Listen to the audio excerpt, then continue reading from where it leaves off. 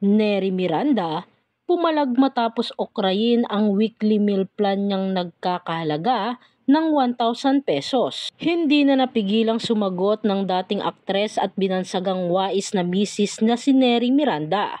Ito ay matapos banatan sa social media ang binandera niyang weekly meal menu na maaari raw gawin at ihanda ng mga mami para sa kanilang mga pamilya, partikular na sa mga nag-aaral nilang mga anak.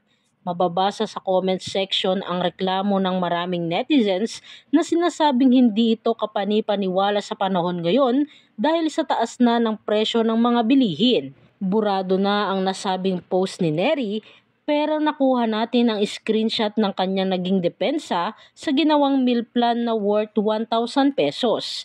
Iginiit ni Neri na sample lang naman ang kanyang ibinigay upang magkaroon ng ideya kung paano makakatipid sa pagkain. Ipinaliwanag din niya na kaya umabot lang ng 1,000 ang budget ay dahil may alaga siyang manok, kaya libre niya lang nakukuha ang mga itlog. Nabanggit din niya na mahilig din siya magtanim kaya hindi na rin niya kailangan bumili ng mga gulay at prutas.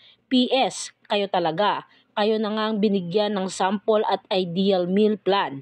Yung mga di-followers makapag-bash lang, say niya sa kanyang viral post. Patuloy pa niya, sa mga followers ko na alam palagi kong sinasabi na matutong magtanim sa bakuran o sa paso para makatipid sa ingredients. At kung kaya pang mag-alaga ng manok para palaging may fresh eggs sa bahay, malaking tipid po yun.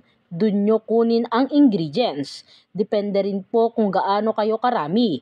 Maiiba syempre ang budget nyo. Kung 1 to 3 katao per house at katamtaman lang ang kain, kaya yan.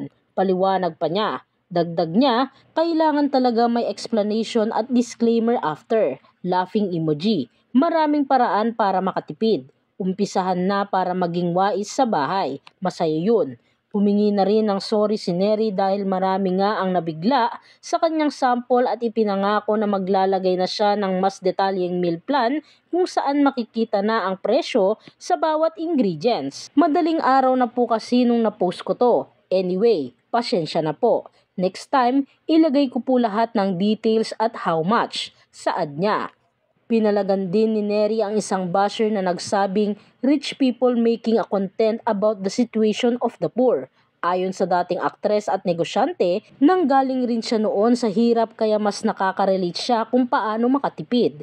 Galing ako sa hirap kaya alam kong maging madiskarte. Paano? Matutong magtanim sa bakuran, mag-alaga ng mga hayop na pwedeng pagkunan ng pagkain. Saad niya. Dagdag pa niya, nagawa ko na yan dati at nung bata ako, nagagawa ko pa rin hanggang ngayon na magtipid kahit may extra na ako. Hindi rin pinalagpas ni Neri na basagin ang basher. Di ko alam if you're following me before pa or napadaan ka lang just to comment. Pwede ko rin sabihin sa comment mo na younger generations talaga trying to look cool with their comment without even knowing everything. You'll just comment right? Anya pa.